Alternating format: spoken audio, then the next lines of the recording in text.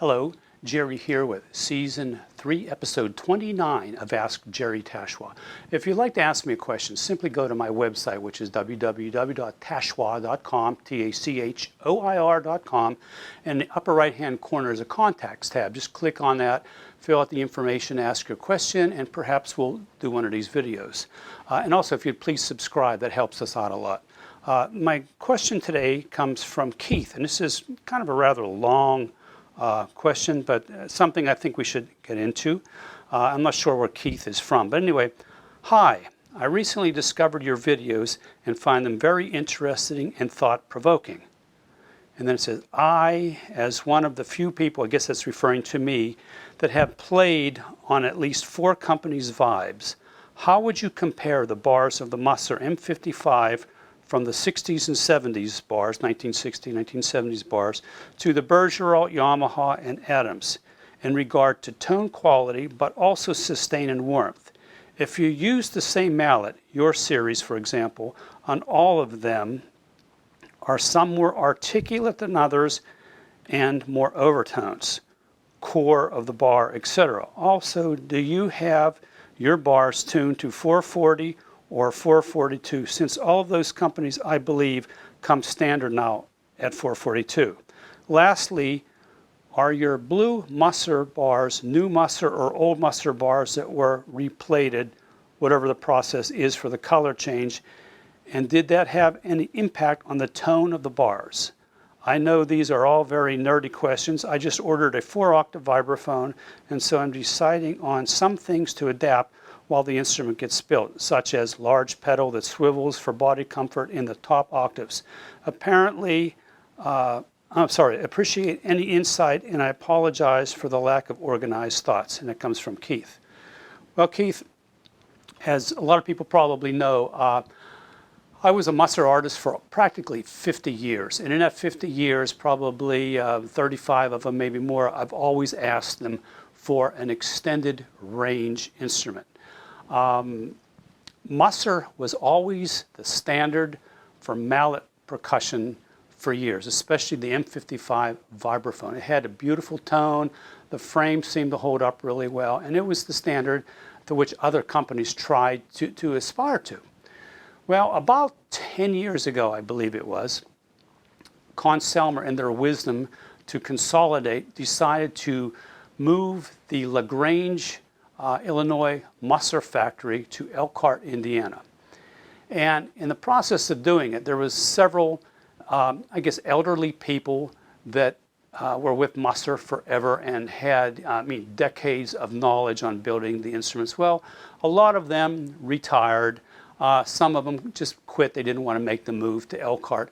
Yes, they did teach the younger people how to make the instruments, but you don't get rid of decades of this kind of knowledge and try to expect the new people to immediately make great instruments. So anyway, the company moved to Elkhart, and since then, the instruments have just not been the same. The quality is not there.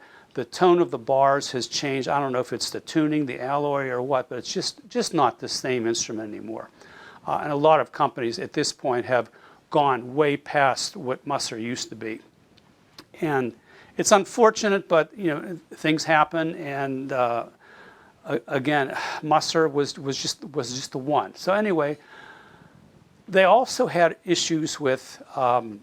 They call them marketing managers. These are people that come in that run the Ludwig Musser division. And in my course of the 50 years, I've seen so many people come and go. But I do remember this one guy, and again, every time a marketing manager would come in, we would meet with him as an artist, and we discuss him. One of the guys was really funny. He came to me, he goes, "So Jerry, you're one of us, our most in-demand artists. You've been with us the longest. And what do you need? How can we help you as an artist here at Musser?" And I said, "Well, look, I want to finish the instrument. I want to take it down to C. The world of F was always kind of a drag. Let's finish the instrument." And he said, "You know what? I will have a prototype to you within 2 weeks at your front door. And you take that prototype and play with it, and then we'll get together and we'll refine it and adjust it and start developing this instrument." I was so excited. I remember going to this one fellow who was sort of the standard at Ludwig Musser. He's always been there, bounced around from job to job to job to job, and they really, I don't know, they just played games with him a lot. But anyway, I told him, I said, "Man, I'm so excited. I just talked to this new marketing manager, and he's going to get me a prototype down to see." And he looked at me straight in the eye, and he says, "Jerry, it's not going to happen." He says, "There's no interest in it. Musser doesn't have the budget for it. And it's just not going to happen." And to be honest with you, it didn't happen. So anyway, I've always asked for this extended range instrument. So I started exploring what companies have the extended range instrument. So I had a student, and he actually bought a Yamaha down to C, an extended range Yamaha, 3.5 octave. And unfortunately, he was killed in a car accident. So I bought the instrument from the family to help him out. So I did have the Yamaha in my house. And then my good friends at Pearl Adams, they brought one of their Adams extended range instruments over for me to work with and try and see if I liked it at all. And to be honest with you, I had these two instruments side by side, and I played with both of them on and off. The Yamaha to me was very, the frame was very wrought iron, kind of round metal on the side. It just didn't look like a Carnegie Hall type instrument. I mean, it sounded okay. The lower three notes, the fundamental was totally missing. It was a very pingy kind of harmonic-y sound that you would get out of the bottom notes. So that wasn't really working that well. But just having the extra three notes was a pleasure. Now the Adams was a little bit better. The sound of the Adams worked for me, and I played it a lot, and I really started liking the Adams instrument. The only thing I didn't like about the Adams instrument, to be honest with you, was the frame. The frame was just bulky and heavy, and I didn't really care for the look of it. But it was a company that I was really considering because A, they're here local in Nashville, and I like the people that I'm working with. So anyway, I was on tour in Italy, and I stumbled across a Bergeralt instrument. I met some of the people there, and they kept saying, Jerry, we'd love for you to play our instruments. And I said, well, look, I'm looking for extended range down to C. Can you help me out? He says, we will get an instrument to you. Well, this was during COVID, and they shipped an instrument to me, and unfortunately, due to the transportation issues at that time, it was on a boat, and it floated around the world for about 6 months. And so I didn't really have the instrument, or didn't get it for a long time. So a couple years ago, anyway, the instrument did show up, and I played it, and I knew this is the one. This is the instrument that I like the frame. I like the look of it. It's a very modern look. The bars sounded great. The lower frequencies had a good fundamental. And even though I was leaning towards the Adams just because of my relationship, I, for one, only play an instrument that I totally believe in the sound and the quality. And to be honest with you, the Bergeralt people have been beautiful. They're from France. They speak French. My wife speaks French. We got along really well. The good communication. I like them a lot. They like musicians. They want to work with you. So anyway, I decided that I was going to endorse the Bergeralt. Now, when I play with my mallets on those 3 instruments, what I found was the Yamaha, I believe, has a similar tuning to the old Deegan instruments. And I never really liked the Deegan instruments because you really had to hit them to get a sound. They never had that Musser warmth where you'd hit the bars and you just get a nice envelope of sound. Anyway, so it was very similar, excuse me, very similar to the Deegan. And again, the bottom 3 notes just didn't have a good fundamental. Now, the Adams sounded pretty good. I was very comfortable with the sound of the bars of the Adams, and I was actually going to go that route. But then once I got this Bergeralt and I played it, these bars sound to me the closest to what I would have heard on my old M55s. They had that very good articulation and warmth in the bars. You know, they speak really well.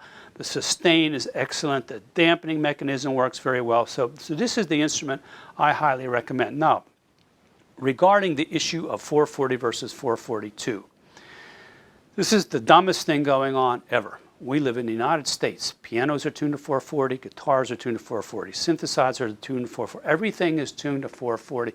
Why would we have in this country 442 instruments? Don't get it, don't understand it. It just doesn't make sense. All my instruments that I have that I play in this country are tuned to 440. I ask for them when I order them. This Bergeralt is 440. They actually did send me a set of blue bars because that's become kind of my little trademark, having blue bars. And unfortunately, they forgot and they tuned it to the European standard of 442.